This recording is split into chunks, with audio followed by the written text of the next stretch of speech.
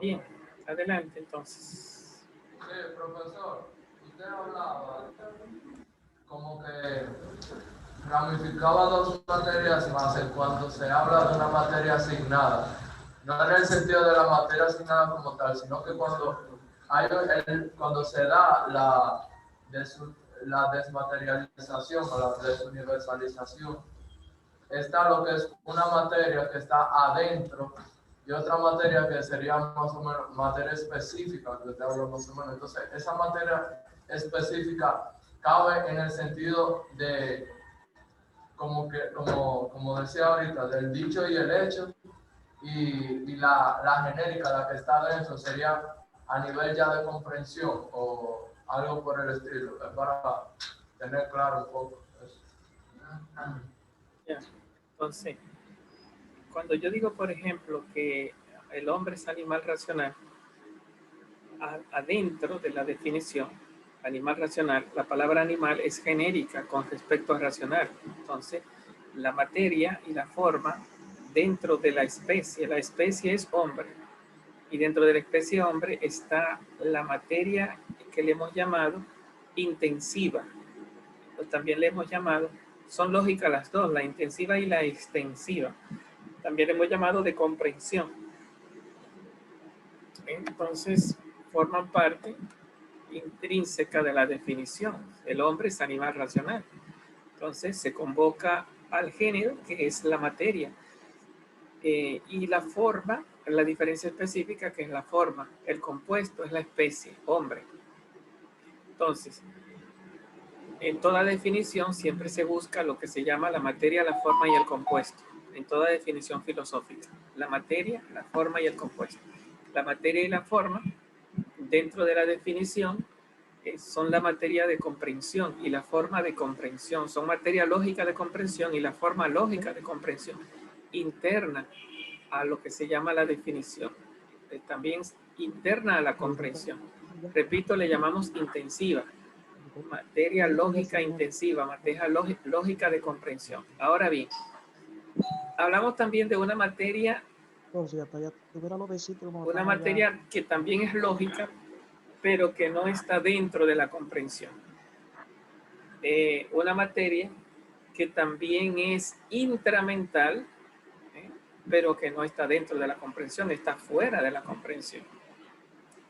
¿Cuál es esa materia que está fuera de la comprensión? Entonces, esa es la materia que le llamamos la materia específica, ¿no? La especie con respecto al individuo. Si es la materia intrínseca, es el género con respecto a la diferencia específica. El género con respecto a la diferencia específica. Si digo que el hombre es animal racional, animal es género y racional es diferencia específica. Entonces, el género con respecto a la diferencia específica, esa materia es una materia intrínseca a la definición, intrínseca a la comprensión. Es algo que tú dices cuando hablas. Dice animal racional. Forma parte de la comprensión, de los elementos que se descomponen en el decir. Ahora, cuando yo, por ejemplo, estoy hablando de que Sócrates es un hombre, entonces el concepto hombre, déjame darle un toquecito a esto. No, lo hubiera tenido. Cuando digo que Sócrates es un hombre, el concepto hombre, yo no estoy definiendo a hombre, estoy utilizando el concepto hombre que me abarca a todos los hombres para ponerme en sintonía, en adecuación veritativa con Sócrates, que es un individuo que pertenece al plano no de las ideas genéricas, o sea, pertenece al mundo de los individuos, al espacio de los objetos, al espacio de este mundo. Entonces, utilizo una idea que es genérica y tal vez la palabra más técnica sería específica, porque es una especie, la especie de todos los hombres. Entonces, la especie hombre se desuniversaliza de frente a la persona, al individuo, al ente que es Sócrates, al ente en tanto que ente que es Sócrates. Entonces se enfrentan dos universos, se enfrentan dentro de mi conocimiento. El universo de los objetos, de las cosas, de este mundo, de las cosas asignadas, la materia asignada, dígase Sócrates, y el universo de las especies. Cuando hablamos las ideas, en tanto que son referentes o desde ella el entendimiento refiere los objetos de este mundo, entonces son materia lógica o son universo, que es lo mismo que especie. La especie no es más que mi idea referida al todo, al universo de este mundo. Y basta que haya uno para que haya universo. Si yo digo seminarista y en el mundo solamente ha habido un solo seminarista y no ha habido más que uno, pues ya hay un universo, un conjunto unitario. Y mi idea se corresponde con un universo unitario. Cuando aparezca otro seminarista, pues ya mi universo será no de uno, sino de más. Y como hay muchos seminaristas, pues mi idea seminarista lo abraza todo.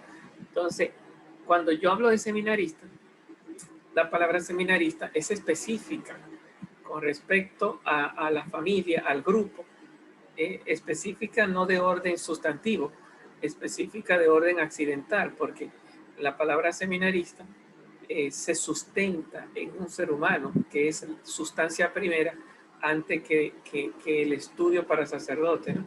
Entonces, de repente, la idea seminarista abraza a un conjunto de muchachos que estudian para sacerdote, habidos y por haber, y en el ámbito de los objetos conocidos y desconocidos.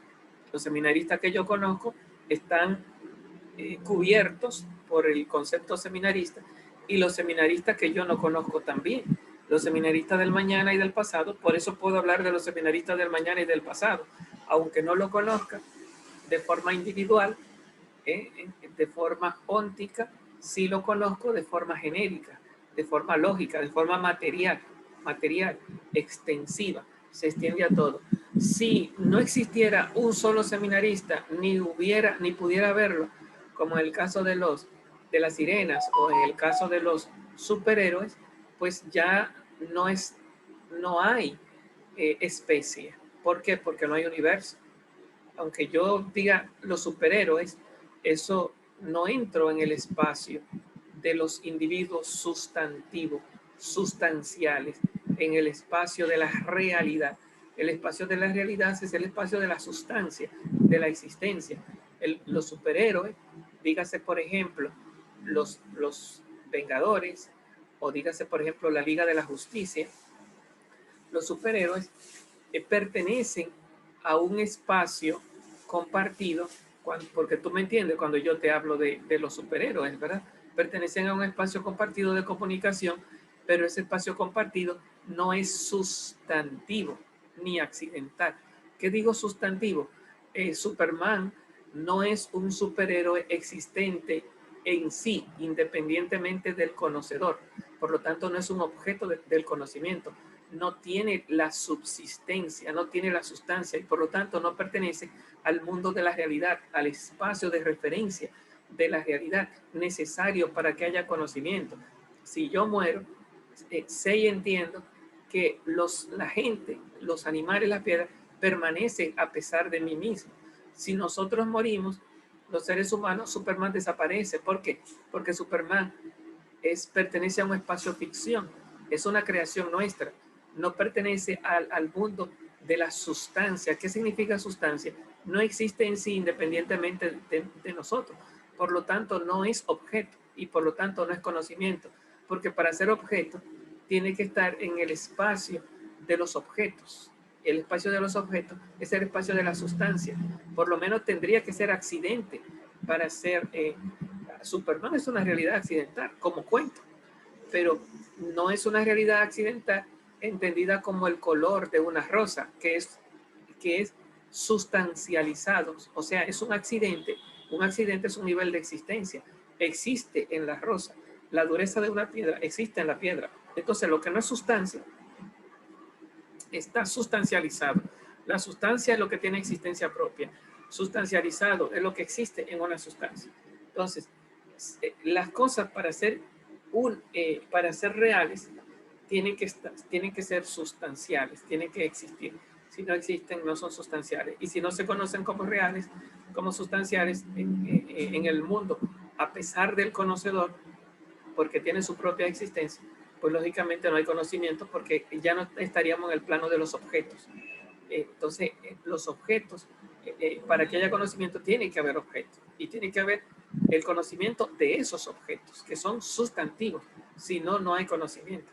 De una condición del conocimiento es la individuación primera, física, previa a la individuación segunda, que es la que ejerce la materia asignada cuando entra en mi espacio de referencia. Cuando digo espacio de referencia, porque yo no puedo referir lo que no conozco. El espacio de referencia es aquel espacio en el que las cosas se convierten en materia asignada. Al yo referirla, le doy el poder de ser materia asignada dentro de mi conocimiento y al ser materia asignada se convierten en desuniversalizante o desmaterializante de las ideas que tengo de ella. Y así entonces entramos a lo que se llama el conocimiento entre el dicho y el hecho, porque se cumple, ¿no? Sí. Yo al descomponer lo que tengo en la comprensión de mis conceptos, de mis conceptos genéricos, al descomponerlo o al unirlo, se corresponde con la unión y la unión y la separación, como diría Platón, de las cosas que existen en este mundo. Así, por ejemplo, si digo que Superman vuela, de repente, como no existe una referencia, no existe una sustancia, no existe una existencia llamada Superman, una unidad individuada, y por lo tanto no existe en el mundo de los objetos de referencia, pues por lo tanto no puede haber una materia asignada. Y como no hay una materia asignada, lo que yo estoy diciendo, que Superman vuela, no le corresponde, no representa nada, porque falta lo que se llama la materia asignada desindividualizante de mi mundo de superhéroes. Ahora bien, si yo digo, por ejemplo, qué sé yo, que Osoria es arzobispo, Osoria es el arzobispo de Santo Domingo, digo, Osoria es arzobispo. Entonces, ya ahí, en ese decir, ya eso estoy utilizando lo que se llama, ahí me metí yo en otro problema, porque Osoria no es una idea genérica, ¿verdad? Si yo digo, tendría que buscar otro ejemplo, porque Osoria es un individuo, es un universo, y la palabra Osoria no es nocional, sino que es nominal, que me abarca un universo. Es verdad que es arzobispo, pero no tiene que ser arzobispo para ser Osoria. O sea, Osoria como primera realidad es un hombre, y como arzobispo es una síntesis entre ser arzobispo y ser hombre, que no están unidos intrínsecamente, sino que están unidos extrínsecamente. Uno al hombre Osoria con el ser arzobispo. Uno al hombre, que tiene el nombre de Osoria, con el ser arzobispo. Uno lo que está unido en la realidad. Lo que uno es la sustancia hombre con el accidente arzobispo, ¿no? Entonces, claro, el problema, nosotros entramos en problema teológico porque la palabra arzobispo no es un accidente, es Dios, y la fuerza del Espíritu Santo es un poder divino. Entonces, así como el tratamiento que le estamos dando podría ser que esté en contra de cómo lo entendemos, ¿verdad? Y el Espíritu Santo es una persona que actúa en el ser arzobispo o en el ser bautizado de una persona. En ese sentido, cuando digo accidente, es como si no existiera sustantivamente, y Dios y el Espíritu Santo es más sustancia que todos los arzobispos juntos, porque es más eterno, es más real y es el creador. Entonces, tal vez los conceptos filosóficos no nos ayuden mucho, pero tal vez sea bueno entonces jugar con otros términos, ¿verdad? Pero en sentido de accidente, es como si yo dijera, Sócrates es filósofo. Antes de ser filósofo es hombre. Ser filósofo no es más que aprender filosofía. El ser arzobispo es mucho más que un oficio y un servicio. Es un poder de Dios dentro de él. Él es un ministro de un poder que actúa y lo domina a él. No es él quien domina al Espíritu Santo. No me han elegido ustedes a mí, yo soy quien lo he elegido a ustedes. Por eso el ejemplo no me ayuda mucho. Entonces, el tratamiento que le estoy dando es un tratamiento en sentido más viendo la sustancia como compuesta, ¿no? Nosotros. Entonces, lo ideal sería entonces cambiar de ejemplo para no, de alguna forma, desnaturalizar lo que se llama el concepto de arzobispo. Bueno, vamos a ver. Permítanme entonces retomar. Si decimos, por ejemplo, la piedra es el perro es marrón. Por buscar, digamos, como dice Aristóteles, ir de lo más conocido a lo más desconocido, de lo más fácil a lo más difícil. Si digo el perro es marrón, puedo decir dos cosas. Puedo decir el perro es marrón y puedo decir el perro es animal, refiriéndome a un perro. Digamos que yo tengo un perro en la casa y digo mi perro es marrón y digo mi perro es animal. Bueno, entonces, ¿qué te estoy diciendo? Tú inmediatamente, cuando yo te doy esa información, si te estoy hablando no de manera de ficción, sino como informante o como fuente de algo que yo vivo o experimento, ¿qué pasa en tu interioridad? De repente tú extiendes tu espacio de referencia. ¿Qué es el espacio de referencia? En el mundo en el que tú vives existe un ser del cual tú no tenías referencia. Y ahora, gracias a que el profesor Martín te dijo que él tenía un perro en la casa y que ese perro es marrón, entonces tú ampliaste tu espacio de referencia y ya tú puedes decir como conocedor, mira, el profesor Martín tiene un perro que es de color marrón. Y lo puede decir con verdad. ¿Por qué? Porque tiene una fuente legítima, una fuente confiable. Entonces tú confías en la fuente y de repente, digamos que tú lo quieres confirmar de manera vivencial, le hace una visita al profesor Martín y su perro, profe. Ay, pero mira qué marroncito es. Entonces ya tú, además de tener una información por la fuente, tiene un contacto. Ahora bien, tú dices, el perro mascota del profesor Martín es marrón. Entonces, tú dices el perro es marrón. Ahora bien, para tú decir el perro es marrón, tú ya entiendes antes de decirlo lo que es perro y entiendes lo que es marrón. Entonces, sabes lo que es perro y sabes lo que es marrón. Y por lo tanto, si yo te digo que mi perro es marrón, tú no tendrás mucho problema en entenderlo. ¿Por qué? Porque ya tú vienes con esas ideas que son genéricas, que son materiales. Ahora bien, para que haya verdad, el perro tiene que ser perro, el marrón tiene que ser marrón y tiene que haber una unidad entre el perro, que no es marrón en el sentido de que no es un color, es un animal, y marrón, que no es un animal, que es un color, lo que no es un animal, que es un color marrón, y lo que no es un color, una cualidad, es un perro, es un animal perro, se unen creando una nueva unidad que le llamamos en lógica unidad proposicional, donde hay un sujeto perro y un predicado marrón. Entonces esta unidad proposicional, te digo, el perro es marrón. Entonces dice Platón, unir en tu mente lo que está unido en la realidad. Si de repente tú vienes y ves y dices, ay sí, mira, el perro es marrón, tu mente unió perro y marrón, tu mente unió perro y marrón. Entonces unió lo que estaba unido en la realidad.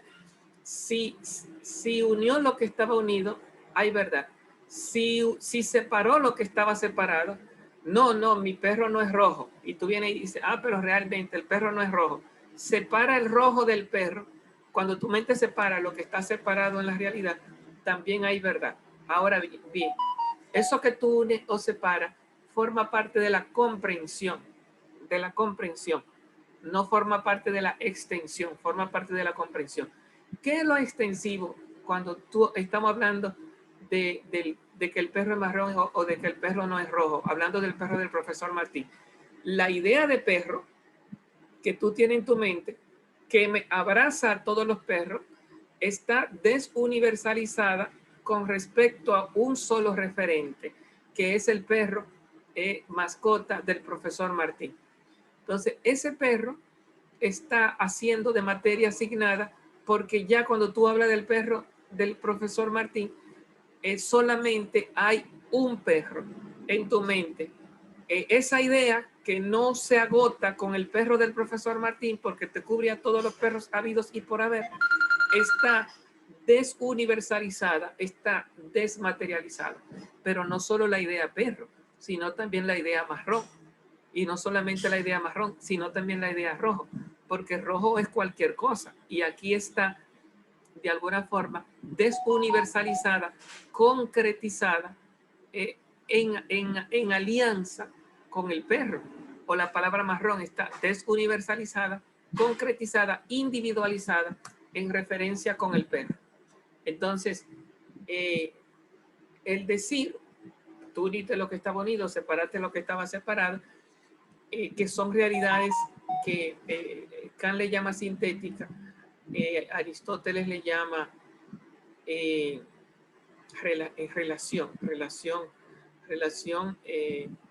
relación no apodíctica, relación accidental.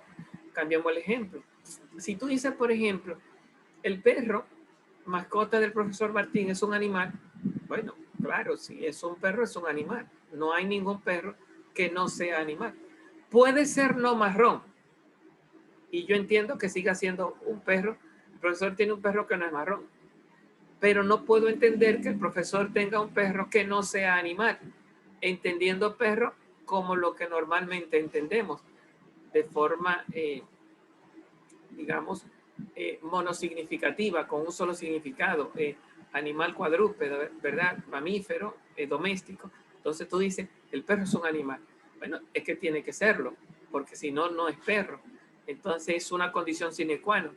Entonces, ahora bien, si tú eliminara lo que hay de animalidad en el perro, entonces ya no sería perro, ni entendería, diría Platón, la idea de perro. De tal manera que la unidad de la perrunidad implica animalidad. La unidad de la idea implica unos integrantes internos que si tú lo eliminas ya no hay realidad. Bueno, entonces ya no hay identidad. O sea que la animalidad la animalidad es un ingrediente necesario, digamos así, de la perrunidad. Entonces, cuando tú dices que un perro es un animal, tú no estás uniendo lo que está separado, dígase por ejemplo perro y marrón, sino que está descomponiendo la idea de perro. A eso le llama Kant ideas analíticas, a eso le llama Aristóteles ideas apodícticas. Entonces tú separas, entonces une lo que está unido, une animalidad con perrunidad. De hecho, no todos los animales son perros, son ideas diferentes, pero todos los perros son animales, son realidades analíticas, pero no son realidades idénticas. Entonces tú une lo que está unido en la realidad. Entonces, cuando tú unes lo que está unido, hay verdad. Ahora, ese lo que está unido significa que tu mente se pone de acuerdo, en concordancia, en correspondencia, la palabrita es en adecuación con la realidad extramental, que al unirse a ella y al tener como condición para unirse el mundo de los individuos, la existencia individuada, entonces reciben el ser materia asignadas y al mismo tiempo esa materia asignada actúan de forma desuniversalizante de las ideas universales, que tú la tienes como mediaciones para conocer este mundo o conocer esta realidad. Entonces, dándose un universo, de una unidad universal entre las ideas que se activan y se afectan de frente al objeto individual, y el objeto individual que se activa y se afecta por la actividad también de las ideas genéricas. Todo eso por el poder del entendimiento dentro del conocimiento. Entonces, cuando ese universo está dado, y en el decir, en el pensar, en el conocer, en el objeto de frente a las mediaciones, las mediaciones de frente al objeto, incluso el dictus, la expresión lingüística se adecua a ella. Entonces hablamos de una nueva unidad, que es lo que le llamamos, recuerden la palabrita, ente de primer modo, ¿verdad? Ente de primer modo. Entonces el ente de primer modo es un ente bien complejo porque hemos hablado de que hay todo un universo de variables, un conjunto de elementos, más allá de la mímesis, más allá de la representación, más allá de la participación, más allá de todo ese mundo de semejanza, está el mundo de las funciones lógicas, ¿verdad? De referencia, de convertir la realidad en materia asignada, de desmaterializar esa materia asignada o individuar las ideas. Entonces, todo ese proceso tiene lugar dentro de lo que se llama el ente de primer modo, ¿no? El ente de primer modo, aquella realidad que está siendo expresada a través del lenguaje de una forma, digamos, filosófica. Por lo menos el concepto de filosofía primera es aquella que recibe al ente de primer modo, ¿verdad? Filosófica y por lo tanto discutible, porque el ser se dice de muchas maneras. El ser que entra dentro del conocedor es un ser filosófico, porque no es científico, que se cierra con una definición, sino un ser que se dice de muchas maneras. Y si decimos que filosofía es decirse de muchas maneras, el manejo del lenguaje como aproximación al ser, entonces todos los seres de este mundo, aunque el que lo trate no sea un filósofo, son temas filosóficos. Todos los entes de este mundo, que le llamamos entes de primer modo, las cosas de este mundo, que se nos dice, la forma que nos lo dice Tomás de Aquino es el ente se dice de dos modos, de un modo por el que se divide en 10 géneros. Bueno, entonces hay muchas formas de decir lo que se llama un ente que está frente a ti. Entonces es un tema filosófico. La cosa en tanto que ente es un tema filosófico, ¿por qué? Porque se dice de muchas maneras y no se reduce a una de las maneras del decir. Entonces, cuando hablamos de conocimiento, cada una de esas maneras del decir, si se adecua, o decir que un ente se dice de muchas maneras, esa es una verdad del ente.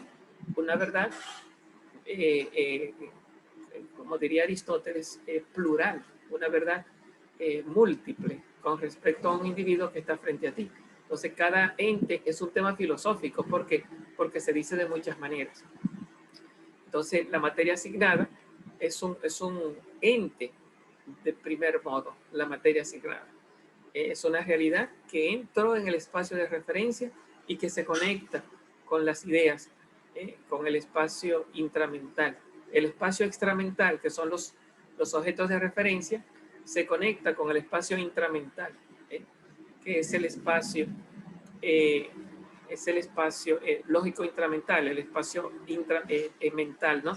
Entonces, tanto el espacio mental como el intramental están dentro del espacio nociológico, dentro del conocimiento, como un espacio que se amplía en la medida que voy conociendo más objetos de manera extramental. Mi espacio de los objetos se amplía en la medida que voy teniendo más conocimiento de los objetos de este mundo.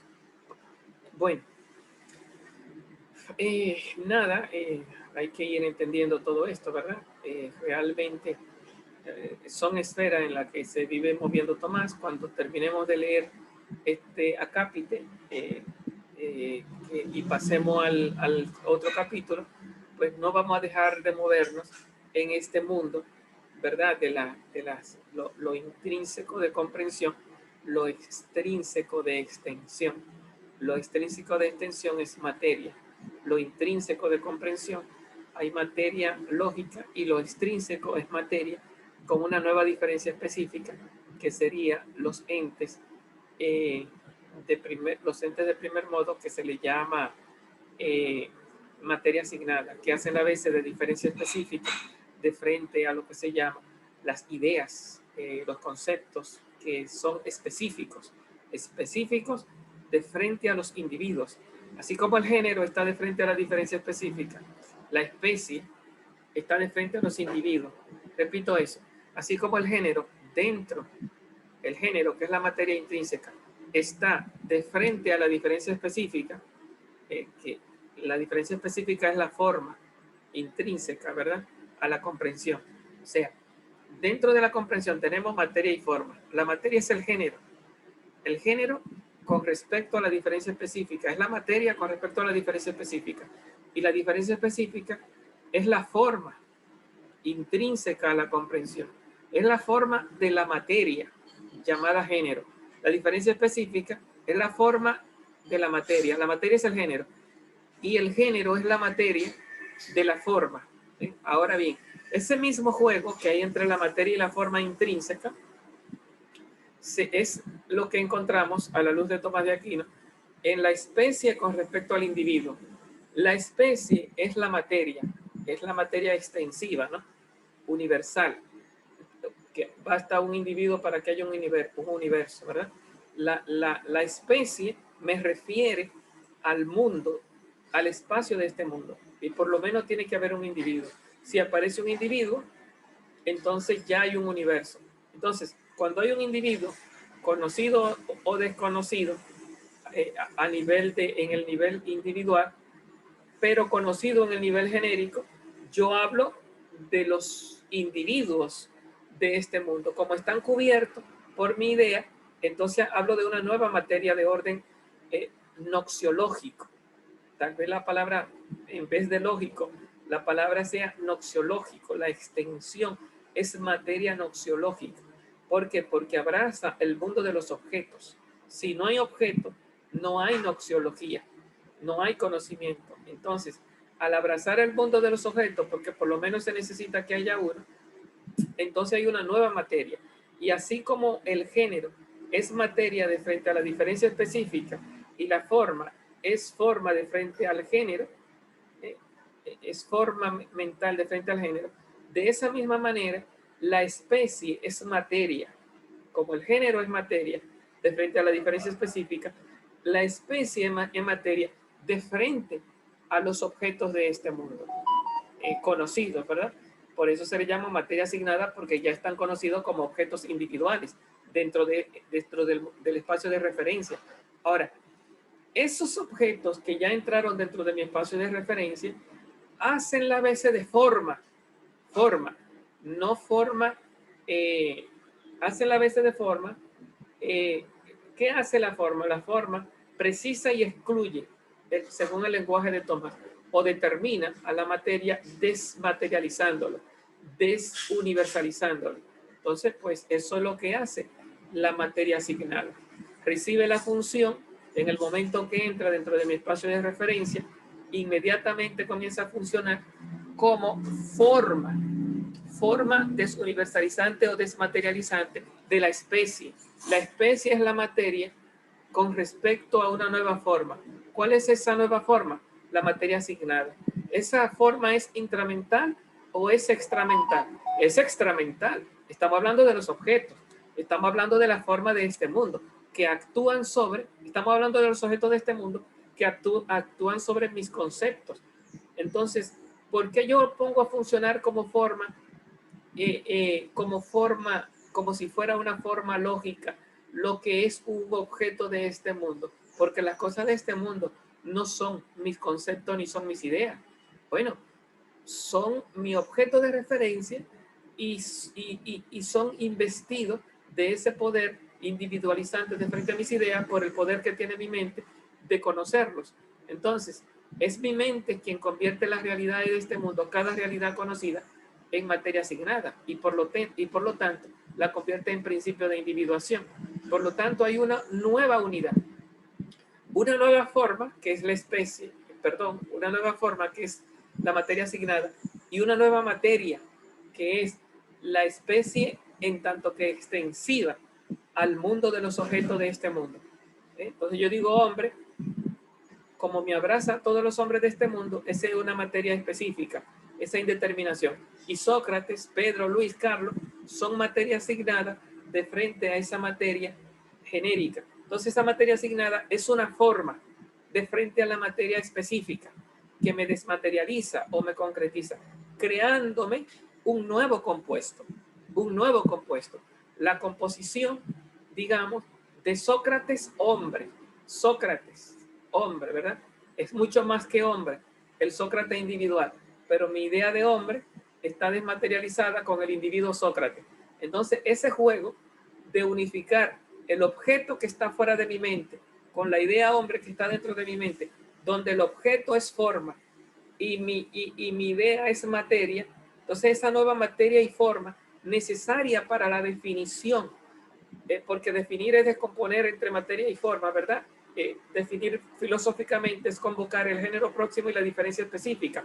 ¿Cuál es el género próximo? La especie. ¿Cuál es la diferencia específica? La materia asignada. Entonces me crea un nuevo compuesto aristotélico, una nueva forma y una nueva materia. Eso es lo que ha hecho Tomás de Aquino, crear con la materia asignada una nueva materia y una nueva forma aristotélica que no estaban en Aristóteles, porque la materia asignada no existe en Aristóteles, así como materia asignada, ni con la función desmaterializadora que le otorga a Tomás con respecto al concepto o a la idea intramental, que es lo que le llamamos especie. Ese encuentro de la especie con el individuo me crea una nueva unidad. ¿Y cómo se llama esa nueva unidad en tanto que una? Entonces, eso es lo que se le llama Tomás de Aquino ente de primer modo. El ente de primer modo es la cosa que entró en mi universo, y al entrar en mi universo se dice de 10 maneras. O sea, por eso dice Tomás, el ente de primer modo, el ente se dice de 2 modos. De un primer modo por el que se divide en 10 géneros, o sea que ya entró dentro de mi conocimiento. Por lo tanto, es una unidad noxiológica. Es un universo de unidad noxiológica. El ente de primer modo se dice, si no está en el espacio de conocimiento del individuo conocedor, pues yo no lo puedo decir. Entonces, es un ente aristotélico, no es un ente de primer modo, es un ente aristotélico, no es un ente tomístico. ¿Por qué? Porque no está en el decir, no lo puedo decir. Yo no puedo hablar de lo que no conozco, pero puedo hablar de lo que conozco. Adelante, pontificio.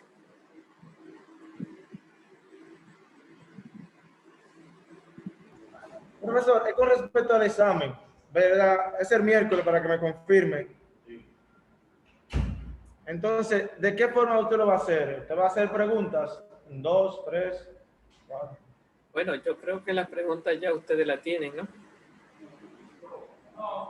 No tienen las preguntas. Ah, bueno, ahí bueno, solo nos quedan 1 minuto para terminar la clase. No sé, entonces yo tendría que hacérsela llegar. De hecho, el examen es oral, es cada uno de ustedes buscar un elemento y entonces aplicarle los conceptos, defender 1, 3 o 4 preguntas de frente a ese objeto que van a identificar. No sé, como objeto, llamémosle así, ente de primer modo. ¿Cómo se entiende ese objeto que ustedes traigan? Qué sé yo, una silla, un lápiz, una piedra, una persona. Entonces, ¿cómo usted lo defiende? Como un ente de primer modo. Lógicamente que habría también que ir concretizando lo que la palabrita esencia, que fue una palabrita también que hablamos. Y yo le decía que tenían que trabajar lo que se llaman los 4 tipos de materia, esclarecerlo, que ahí estaba como el fuerte del examen. Entonces, bueno, pues nada, entonces ustedes tendrán que explicarme, por lo menos en no más de 10 minutos, cómo de frente a un ente que ustedes traigan se explican por lo menos esas 4 materias. Es lo que realmente le exijo como para que puedan pasar su examen. Nada, eso es. Ente y las 4 materias de frente a un objeto que traigan. El tiempo se nos acabó. Pues nos vemos en un próximo encuentro. Adiós.